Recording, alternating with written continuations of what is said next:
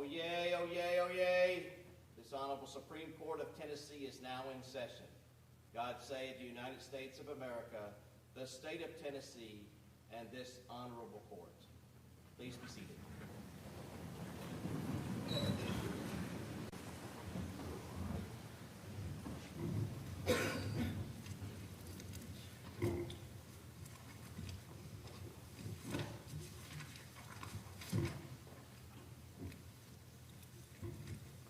Good morning and welcome to this session of the Tennessee Supreme Court here in the Martin Center Grand Hall at East Tennessee State University. Our SCALES project, which means Supreme Court Advancing Legal Education for Students, brings together judges, attorneys, and students to develop a better understanding of the judicial branch of government and the role of the courts in our society. Unlike cases you see on TV, today you will hear real cases with real lawyers representing real clients, real judges deciding the issue. We appreciate your participation and we hope you enjoy the case you will hear today. I want to thank East Tennessee State University and President Brian Noland, as well as the staff here at the Martin Center for hosting and helping coordinate this event. Special thanks to Chancellor John Rambo, Judge Eddie Lauterbach of the 1st Judicial District, as well as the additional stakeholders who have worked so hard to make this event possible. Also want to especially thank General Counsel for ETSU, Mr. Mark Fultz. He's really worked hard to prepare for all this for us. To the volunteer judges and attorneys, we appreciate your willingness to work closely with the students in preparation for today. And to the participating schools, we thank the administration, teachers, and students for your participation. We would like to recognize the Washington County Sheriff's Office, Johnson City Police Department, and ETSU Security Department who are assisting with security. Thank you as well to the attorneys who are arguing their cases today for the extra effort and time required for your participation. We also want to welcome those who are following us on YouTube and everyone who is watching this via live stream. We hope all of you will stay engaged with the judicial branch after court today. You can follow us on Twitter at TN Courts, on our website, tncourts.gov, and on Facebook. The opinions we write on today's cases, they won't be written today, I promise, will be posted to our website and to our Twitter feed. Also want to introduce the justices of the Tennessee Supreme Court. To my immediate right is Justice Sharon Lee. She is a past Chief Justice of the court. She is a graduate of the University of Tennessee with a degree in accounting and the University of Tennessee College of Law. She practiced law in her hometown of Madisonville before being appointed to the Court of Appeals. After serving on that court for several years, she was appointed to the Tennessee Supreme Court in 2008. Justice Lee is from Monroe County and now lives in Knoxville. To my left is Justice Jeff Bivens. He is also a past Chief Justice of this court. He is almost home today. Justice Bivens is a native of Kingsport. He graduated from East Tennessee State University with a major in political science. He also is a graduate of Vanderbilt University School of Law. He practiced law in Nashville, served as Assistant Commissioner and General Counsel for the Tennessee Department of Personnel, and has served as a trial court judge and a judge on the Court of Criminal Appeals. He has been a justice on this court since 2014. He now lives in Williamson County in Middle Tennessee. To my far right is Justice Holly Kirby. She graduated from the University of Memphis with a degree in engineering and from the University of Memphis School of Law. She clerked for Judge Harry Welford of the United States Court of Appeals for the 6th Circuit and then practiced law in Memphis for several years. She served on the Court of Appeals before being appointed to the Supreme Court. She lives in Memphis. To my far left is Justice Sarah Campbell. She earned her bachelor's degree from the University of Tennessee in Knoxville, a master's degree from Duke University, and her Juris Doctorate from the Duke University School of Law. She served as a law clerk to Judge William Pryor, Jr. of the United States Court of Appeals for the 11th Circuit, and also as a law clerk for Samuel A. Alito, Jr. on the United States Supreme Court. Before her appointment to the Tennessee Supreme Court, she was Associate Solicitor General and Special Assistant to the Attorney General in the Tennessee Attorney General's office. She is a native of Hawkins County and now lives in Nashville. I am Chief Justice Roger Page. I'm a graduate of the University of Tennessee College of Pharmacy and the University of Memphis School of Law. I clerked for Judge Julia Gibbons when she was a judge on the United States District Court for the Western District of Tennessee. I practiced law several years before being elected circuit judge. I was then appointed to the Court of Criminal Appeals in 2011 and the Supreme Court in 2016. I live in Chester County in West Tennessee. As you can see, we're from different parts of Tennessee and we went to different law schools. We all consider it a great privilege to serve on the highest court of this state. We are committed to upholding the constitutions, protecting individual rights, and applying the laws of the state. We're almost ready to get to work this morning. Mr. Jim Hibner, who is our appellate court clerk, will call out our case in just a moment. I want to remind the appellate that if you want to reserve rebuttal time, you need to tell us that when you approach the podium. Also, of course, you both know, I think, that you get 30 minutes aside. Mr. Hibner, you may call the case. State of Tennessee versus Dashun Shackleford.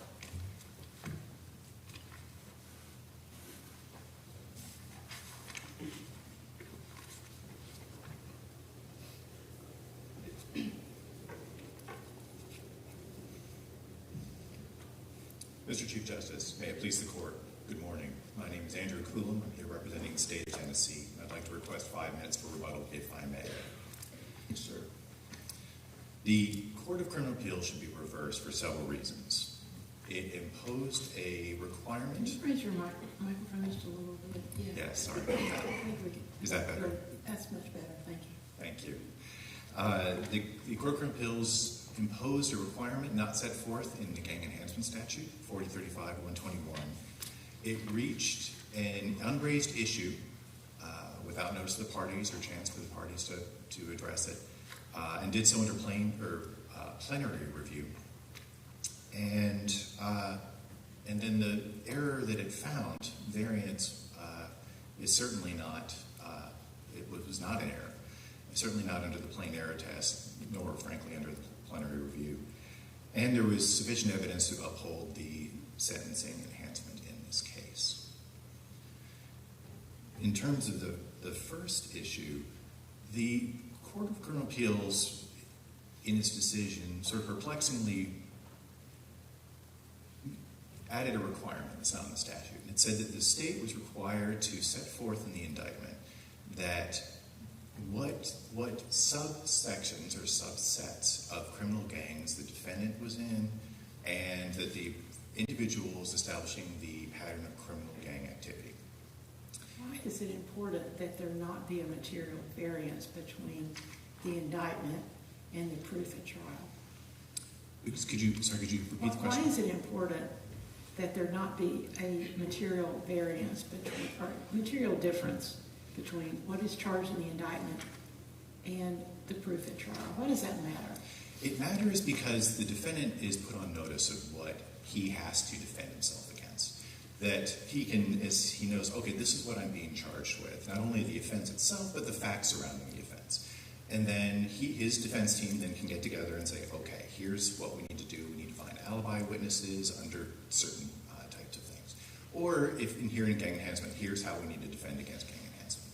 And if the state veers too far from what it said it was going to prove in the indictment, that could be prejudicial to the defendant.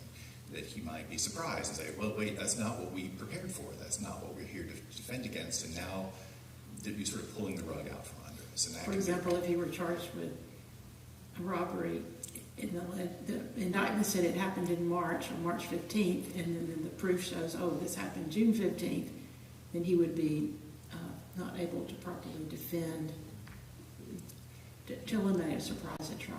Exactly, because then his March 15th alibi witnesses would have been no use to him, and so that could be a problem. So, but was there any surprise here at trial of what was pled and what was proven? Based on your review of the record? There's never been any indication of surprise. Not in the trial court, not on appeal, not even in the briefing in this court.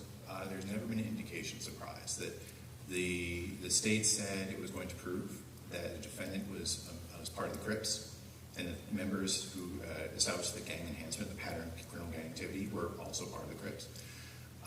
The proof came out at trial, and they specified which subsets of the Crips they were, but then said, but they're all part of the Crips. They're all Crips. And there was no indication at any time that the defendant was surprised by this. In fact, the defendant used this. This was part of the trial strategy. This was part of his defense. And at trial, he said, just because they say Crips, and my gang, the Roland 90s Crips, has Crips, and it doesn't mean we're part of the Crips. These are not the same. All Crips are not the same. Mr. Goodall, how does the proof offered by the state here meet the statutory criteria of 40, 35, and 121? I guess I'm looking at B2 without my reading glasses up here. The criminal gang offense was committed at the direction of, in association with, or for the benefit of the defendant's criminal gang or a member of the defendant's criminal gang. I mean, is that the gist of what we're looking at here? Yes. Well, that is certainly one part of it. And the defendant committed this aggravated robbery with Jalen Copeland. Of course, that's one of the statutory offenses that fits the statute. Yes. Aggravated robbery is one of the criminal gang offenses as defined under the statute. And that, to enhance, it has to be one of those offenses. And aggravated robbery is one of them. And he committed the aggravated robbery with Jalen Copeland. Copeland was also a member of the Crips, including the Roland 90 subset. So you're saying those 15 gang members that were in the indictment didn't matter? No, what those do is they establish to show that the Crips are a criminal gang, you have to show that the Crips had a pattern of criminal gang enhancement. And to do that, you have to show that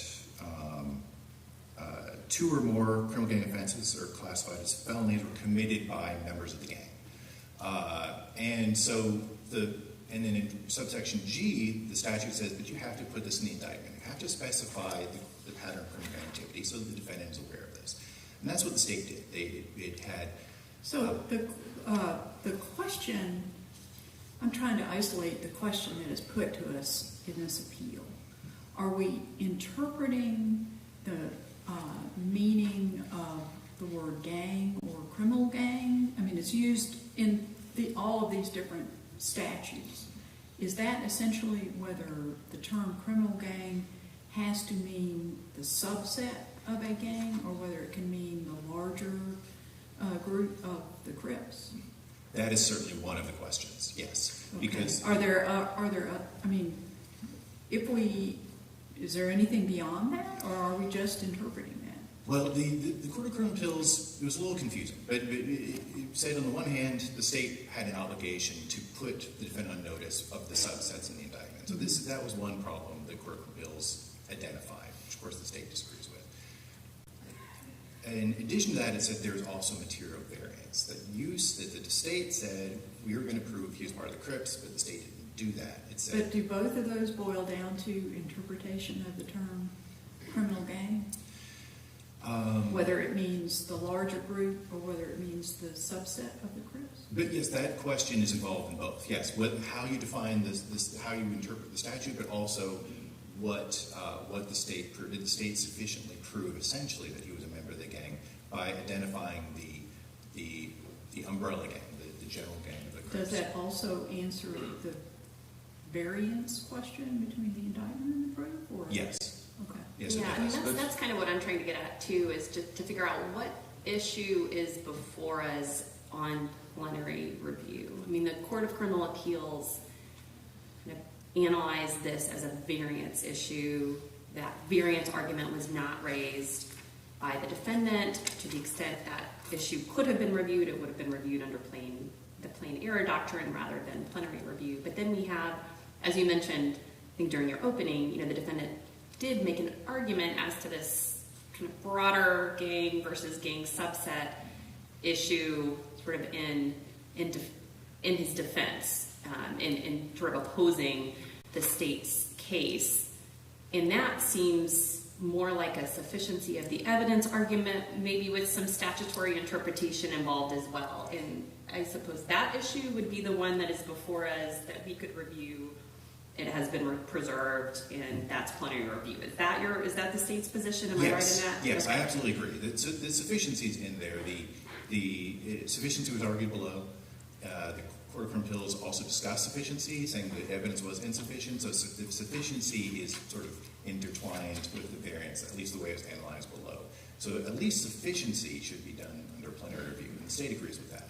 The variance about whether there was a material change between the indictment and the proof, the state submits it should be under plain error review, if at all.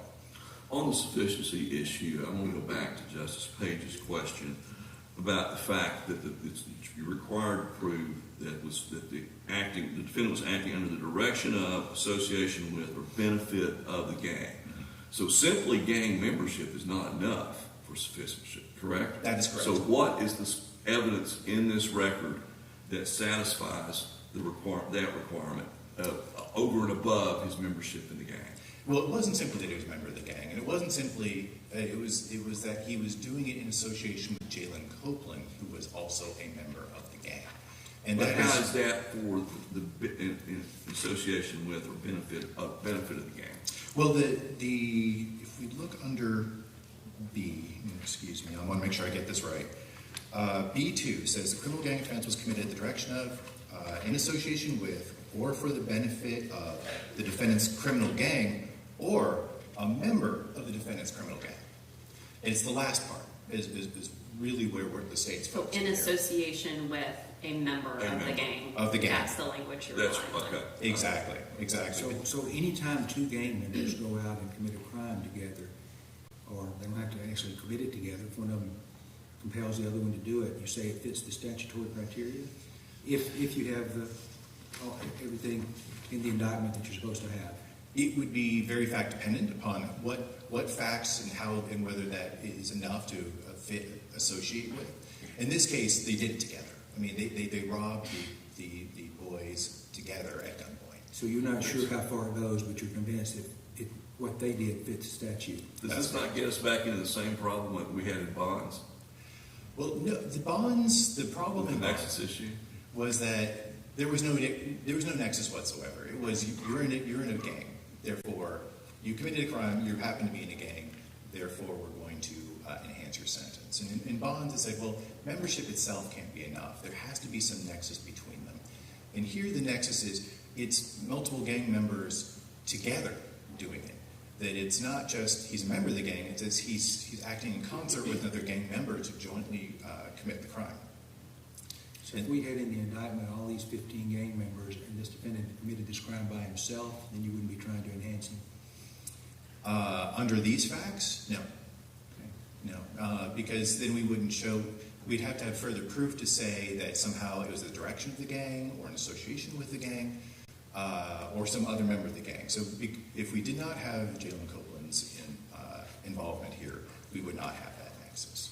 Mr. Cohen, the definition of criminal gang in the statute is, it means a formal or informal ongoing organization, association, or group consisting of 3 or more persons, and then there are a couple of other conditions that have to be met, but I want to focus on this kind of core definition of formal or informal ongoing organization, association, or group. What evidence is there in the record in this case that the broader Crips organization is an ongoing organization, association, or group?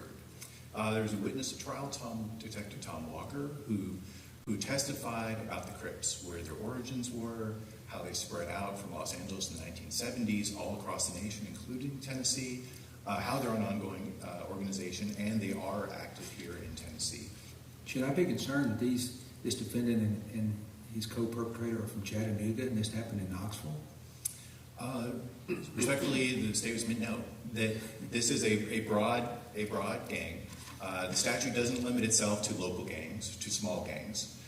It's broadly encompassing, because So gangs come in multiple shapes and sizes. Excuse me. So if that's true, could the state have, to prove the pattern of criminal gang activity, relied on offenses committed by a subset of the Crips in Portland, Oregon? Theoretically, yes. It would be difficult because under the statute, because to prove the pattern of gang enhancement, you have to show various offenses that were gang offenses that were committed, which are Tennessee offenses.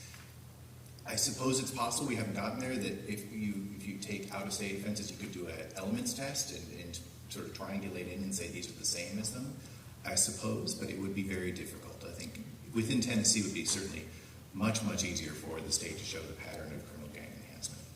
I mean, does it matter how the larger gang is organized? I mean, as the expert witness testified in this case, the Crips has evolved quite a bit since its origin. We have started as a pretty cohesive gang, but over time there are all these subsets that splinter off and perhaps retain some loose affiliation with the broader organization, but also have their own unique characteristics. I mean, I guess what I'm getting at is, should the state have to, I guess where there is some variance between the broader group and the subset, should the state's burden be a little bit higher to prove the link between the subsets and the broader organization? Well, the state certainly has to provide a link. I mean, they can't simply say they have the same name. I think that would be probably not far enough, because that could be coincidental or could be aspirational at a local gang. But here we have more than that. We have the expert saying they are all Crips. That it's not just. Well, the expert also acknowledged, though, that some of these subsets actually have conflicts with one another, right? That they are not cooperating. It's not as if all of the subsets are getting along and cooperating toward a larger aim. In some cases, they're in fact in competition with each other or in conflict with one another. That is true. There are varying degrees of cooperation, and sometimes they are in tension. But that doesn't mean they're all not all part of the gang. I think when you get to a large enough gang, sometimes there will be tensions between subsets in them. So suppose that the state relies on for the pattern of criminal gang activity, a subset in a different part of the state, and the defendant introduces evidence that subset actually does not get along with the subset of which the defendant is a member.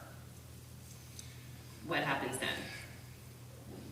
I don't believe that would be dispositive on the question of whether they're all part of the same gang. They can say they all follow the same general directive of the Crips. They wear the same colors. They flash the same gang signs. They use the same gang terminology. That they are all invested in the same purpose. Now, they might have disagreements with one another, or sometimes cooperate with one another and get along.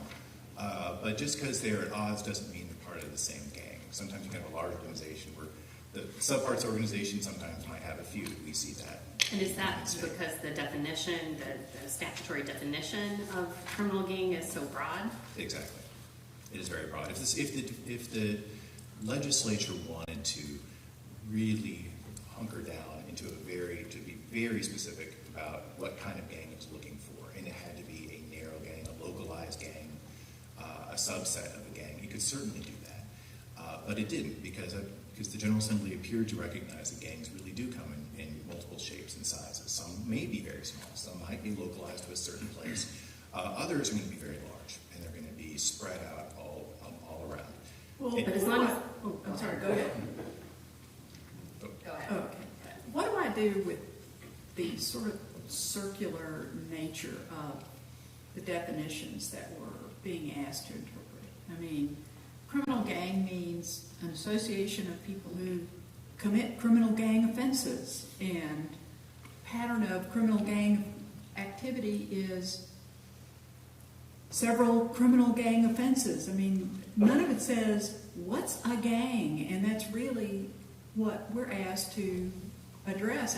It goes in this big circle. Well, criminal gang members are people who commit criminal gang offenses. And, it's just, I keep getting back to the same place, which is where we are in this case. What is a gang? Well,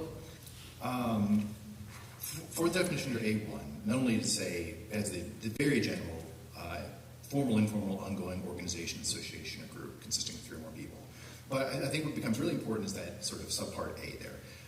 As one of its primary activities... commits criminal gang offenses. Well, yes. It's the commission of criminal gang offenses. That is one of their primary activities, is they commit these offenses. And do we go to a dictionary and say, if a criminal gang is a group of people who commit criminal gang offenses, then it's a gang. Do we have to resort to that here, or what? Well, there's some sort of grouping, whether it's formal, they have a charter that says this is why we're here and this is why we're doing this, or whether it's informal and they say, we're here together, we're going to call ourselves by whatever name, and we're going to help each other commit various offenses, including aggravated robbery would be one example of that. There is safety in numbers, and there is strength in numbers, and we can commit these offenses by gang together. But basically, all those offenses are criminal gang offenses if they're committed by a criminal gang, and there you go, you're right back there. Well, is that an issue here? Did this defendant not admit at trial and on appeal that he he was a member of he was a criminal gang member at the time of the offense, and the offense he committed, or that he's charged with committing, was subject to enhancement under that statute. So is the only thing left for us to look at is whether there is that nexus or that connection between, which is B, subset B2, that it was done in association with the criminal gang or with a member of the gang. I mean, do we have to define what a criminal gang is if he says, yeah, I was a member of a criminal gang when this happened? Only perhaps to answer the assertion by the Court of Criminal Appeals, which was the state is obligated, allegedly, to put the subsets of the gang in the indictment under G, under subsection G. In that case, the definition of gang becomes important, because then it's, well, how do you define gang, which is really criminal gang? How do you define criminal gang? But in terms of the variance issue and the nexus issue, yeah, that's all one needs to do, and say we have evidence that that he committed this with a member of even his subset of the gang. And in terms of with the other people establishing the pattern, they're all members of the gang.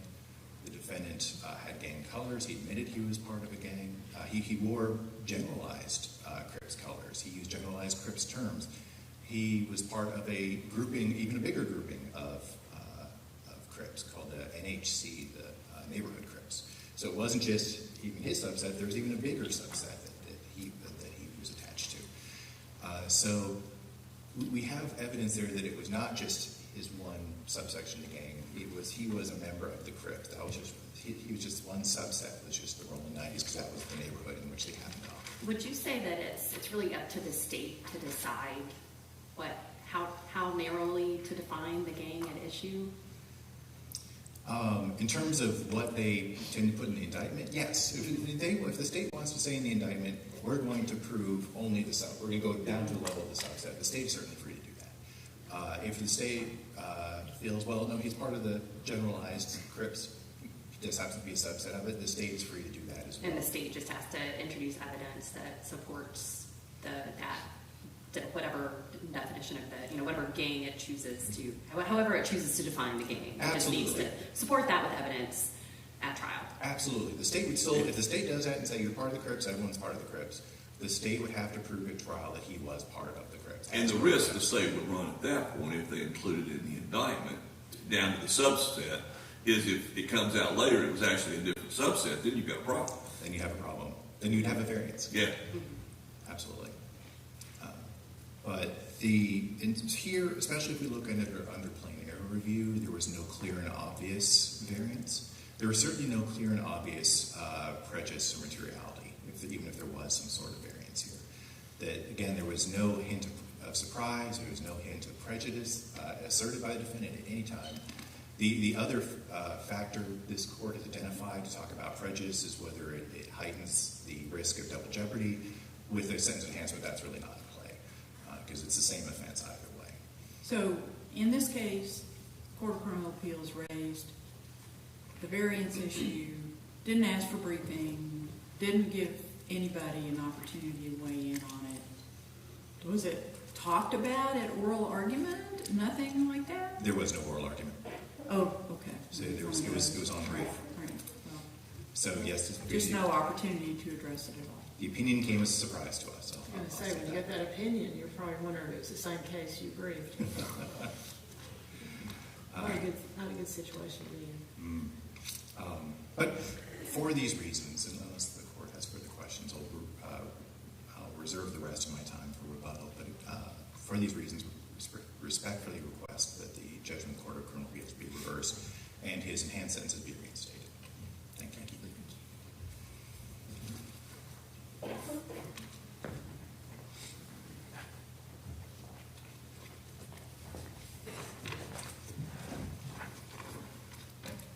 Mr. Chief Justice, fellow justices, if it pleases the court, I think one of the things that opposing counsel has pointed out is Sir, that... I'm sorry, would you tell us your name just for the record? I apologize, Your Honor. Clinton Frazier with the Knox County Bar. Thank you. Apologize. Your Honor,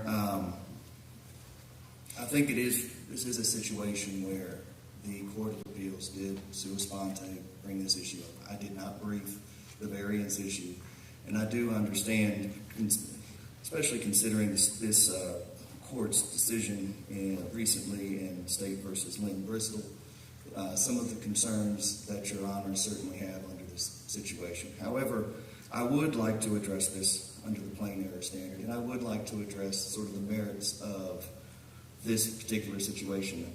I think one thing to point out is that in our jurisprudence, we find that, in a sense, guilt is something that's personal. Whenever the state or the government is trying to, in a sense, prove guilt by association, that is somewhat problematic. And I think we can go back to the Supreme Court case of Scales versus the United States that dealt with some of those issues, as well as, obviously, that was also addressed in the Devontae Bonds case. Mr. Frazier, is the constitutional issue before us?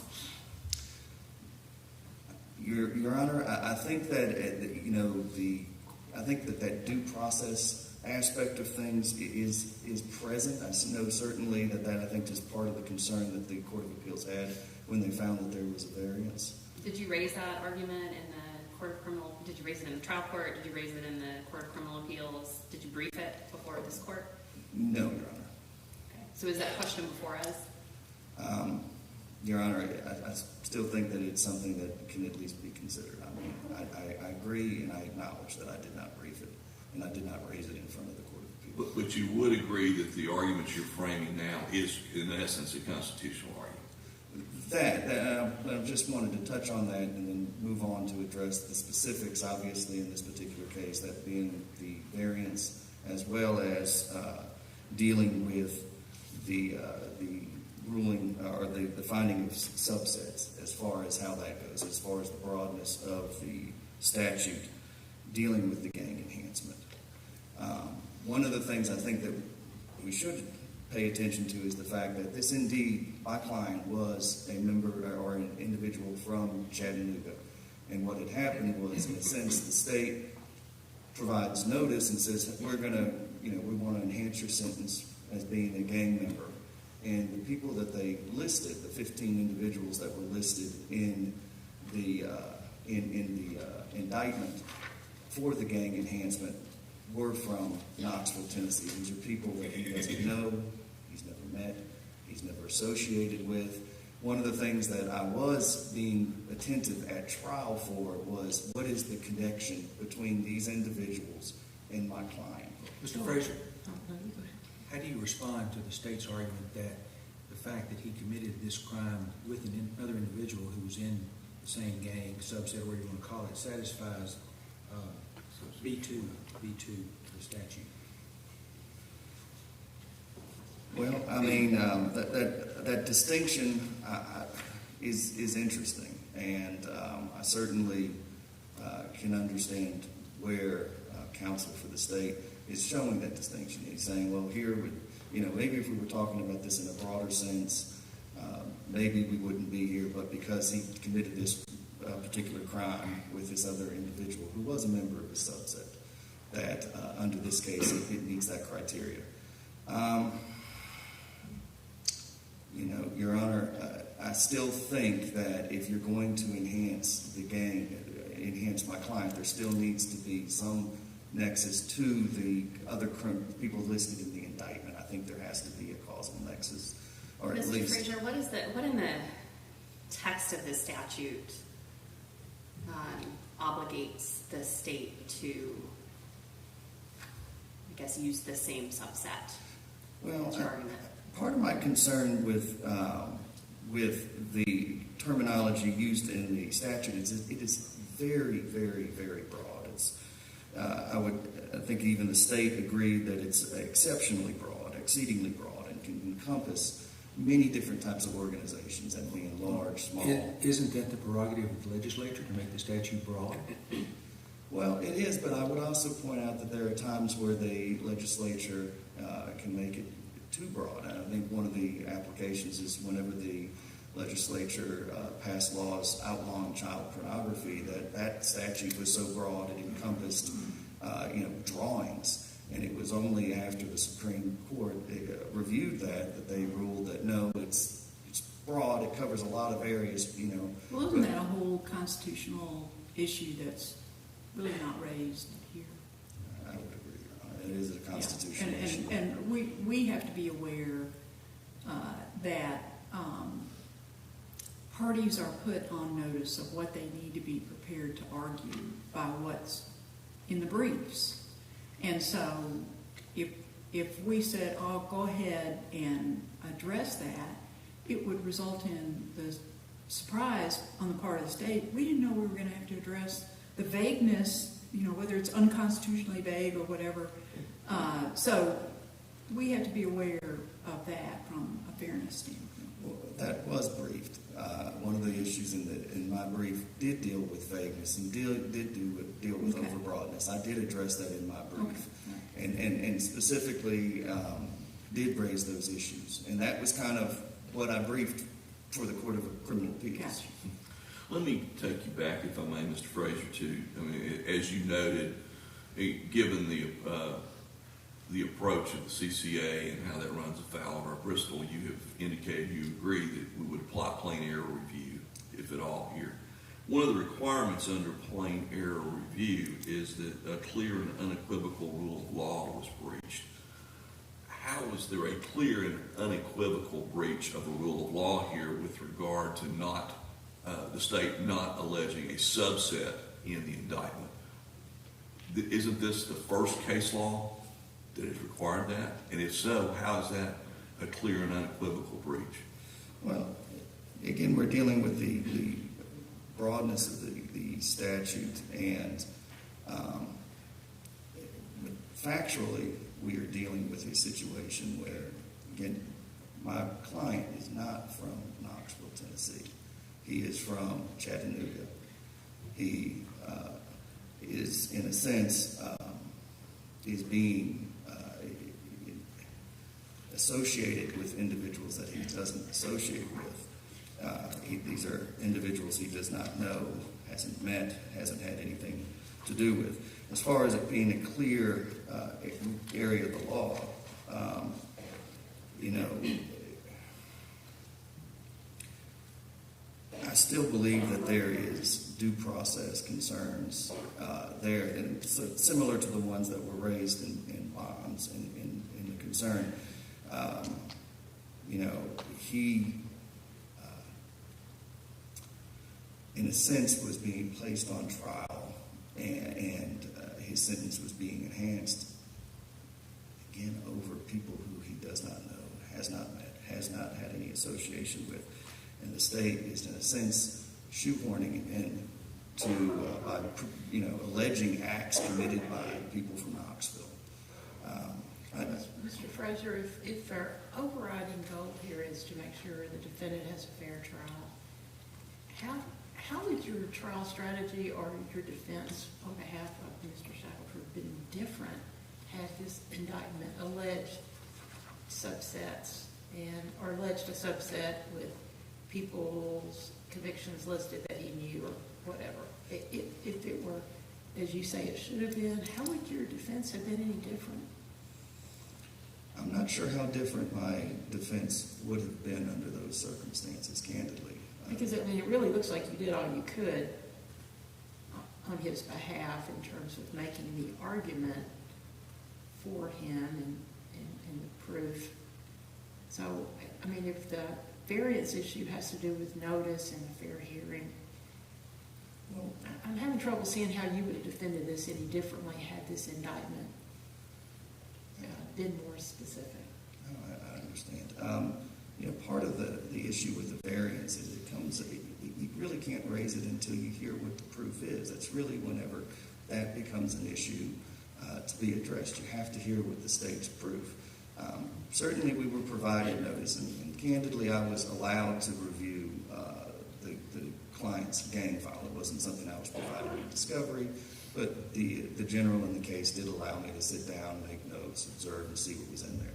And of course it was consisted of some information about my client specifically that came from the Chattanooga Police Department, but there was also a lot of information that didn't have anything to do with him. It had more to do with the indictments that were presented into the record.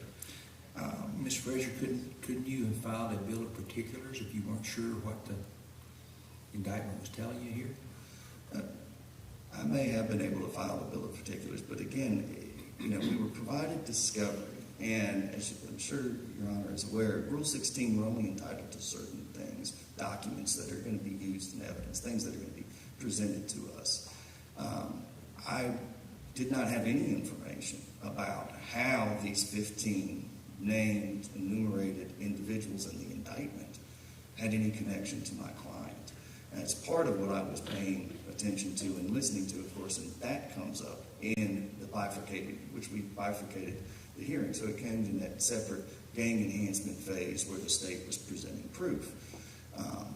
And so, in a sense, that's when it became clear that the people that there was not, in a sense, a connection between what I would say the Hoover gang members who were local Knoxville people and my client who was a member of the Romans 90s group.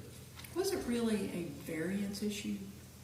Did the state's proof differ from what was in the indictment? That's a good question, Your Honor. Or was it more just sufficiency? They just didn't prove what they should have proven. Well, I certainly do agree that there is a sufficiency problem, and that is one of the issues that obviously But I'm having a hard time.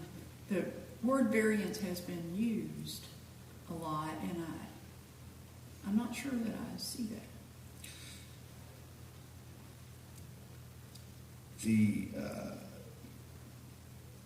As the opposing counsel pointed out, variance, there's two concerns. That's where the proof at trial is different or where the double jeopardy would apply. I would agree with counsel for the state. I don't see, because this is enhancing the sentence, I don't think there is a danger of there being double jeopardy. But as far as there being surprise at trial, until I was able to hear the proof, there was some surprise in trying to figure out how are these people associated with my client. And, maybe that is more of a sufficiency of the evidence issue, but obviously I didn't raise the variance issue at the Court of Criminal Appeals. This is something the state doesn't have to put in the indictment, and here's how we're going to prove this. That I would absolutely agree with that. Yeah, so, the word variance, I'm just not sure how it applies here and how it's not just straight sufficiency. That's why you didn't use it either, huh? The big surprise here might have been the Court of Criminal Appeals decision as opposed to proof at trial. Right. But you don't look a good horse in the mouth, right?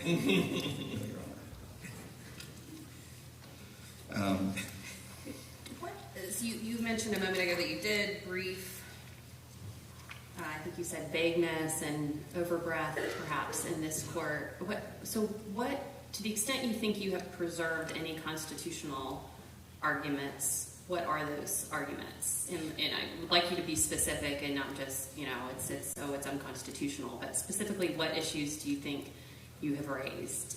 Well, I think that some of the issues that we have is that there is, in a sense, a person can be a member of a gang, and it is only whenever they're committing crimes at the behest of the gang or in the benefit of the gang that it becomes, that the statute would be triggered.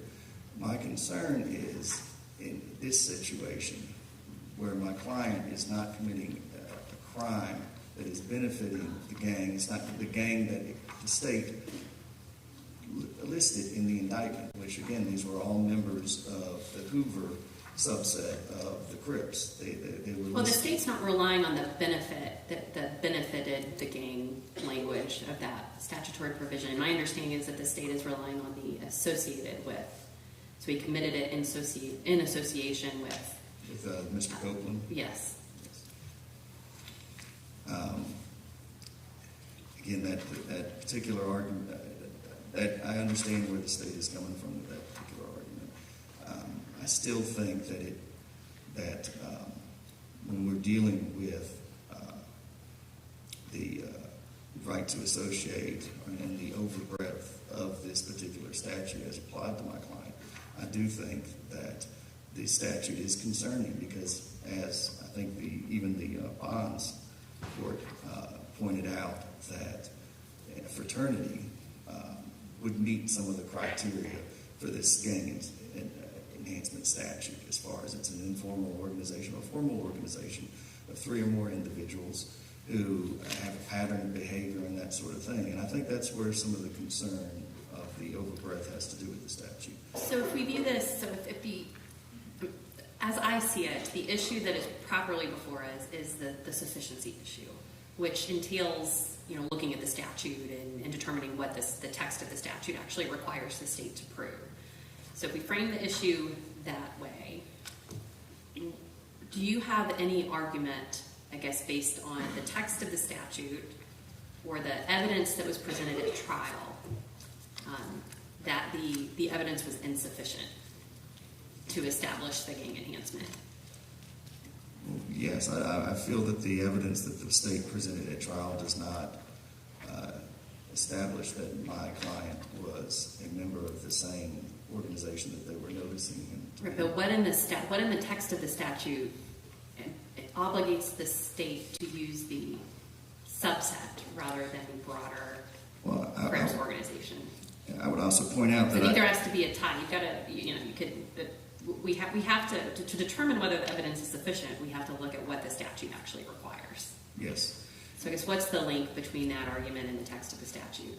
Well, I would also point out that I think that even the Court of Appeals was pretty clear that their ruling wasn't that we are saying that the state always has to prove that the subsets are enumerate which subsets is involved in this. It was pretty clear that I think as it was applied in this particular situation with my client, who was an individual who's not from Knoxville, who was a member of Rolling 90s Crips, and where, in a sense, the state is noticing it based on the conduct of individuals who reside in Knox County and have committed crimes in Knox County, and that there was no connection. Even at trial, there was no connection that he knew any of the individuals that were listed in the indictment.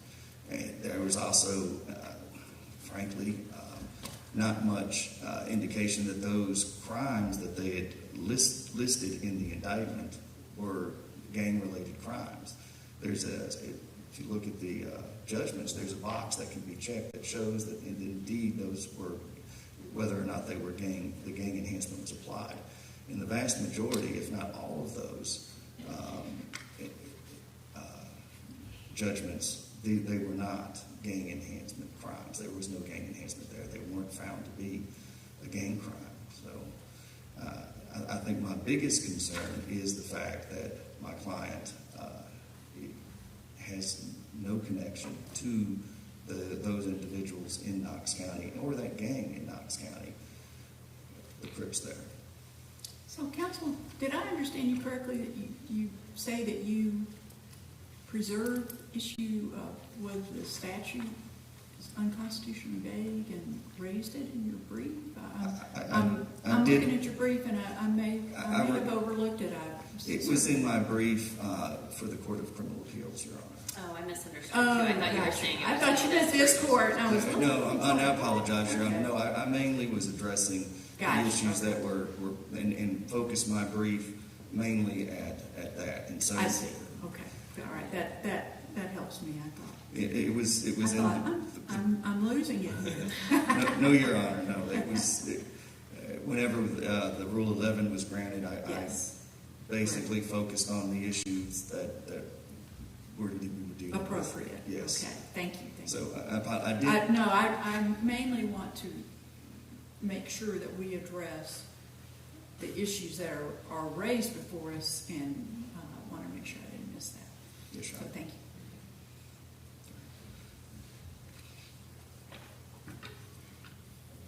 I don't believe.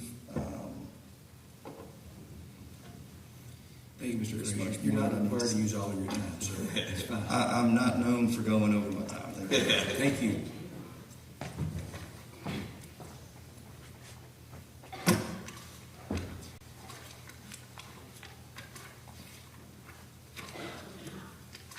May it please the court. Thank you for that clarification. I was having the same thoughts. at the table thinking, did I miss something? Certainly in the Court of Criminal Appeals, he did bring up constitutional challenges to the statute. In his brief here, he focused on variance and sufficiency. There's only one sentence which I squinted at a lot to determine whether that meant he was raising a constitutional challenge, and I couldn't. I mentioned it briefly just to be on the safe side, but it certainly was not raised in the statement of issues. He didn't say whether it was a constitutional challenge he was doing, whether it was as applied or facial, substantive due process, First Amendment. There really was nothing. It was hard for me to respond because I didn't know exactly. But you would acknowledge, so do you agree that it was raised in the CCA, in the Yes. Court of Criminal Appeals? And did the Court of Criminal Appeals address that issue in its opinion, the constitutional issues? No. My recollection is that it did not, It because did not. it ruled based on the variance issue that it sua sponte identified. That's correct. So if we were to reverse the Court of Criminal Appeals on the variance issue and the sufficiency, or I guess and then rule on the sufficiency question, would there be any reason to give the Court of Criminal Appeals an opportunity to address the constitutional arguments? They didn't exactly pre-termit it, right? They just Didn't never really talked about it. Didn't get it. I think it was almost an implicit pretermission. Is my recollection of it, is that they focus, because they reverse on variance and sufficiency, that they just never reached the. So do we need to give them a crack at it? I suppose that would be an option. It would be to reverse remand and But you would decide advocate we not do that? At this point, he's dropped it. At this point, he said, "I'm no longer going there. Right now, all I'm talking about is Okay. its sufficiency and variance." I see that. And other than that, with the bill of particulars, his client certainly, if his client didn't know who any of these people were in the gang enhancement portion of the indictment, that was probably obvious to him as he looked at the indictment.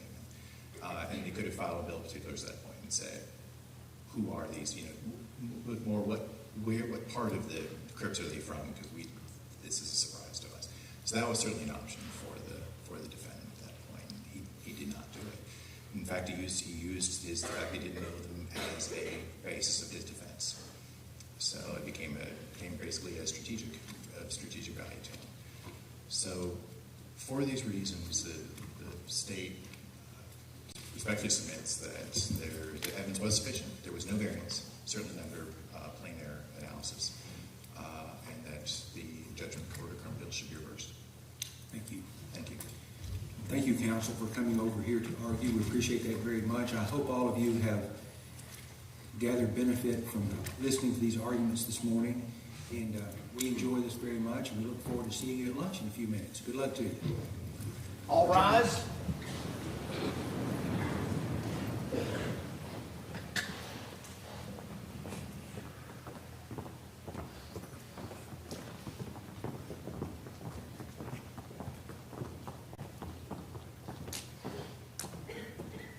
This honorable court is now adjourned.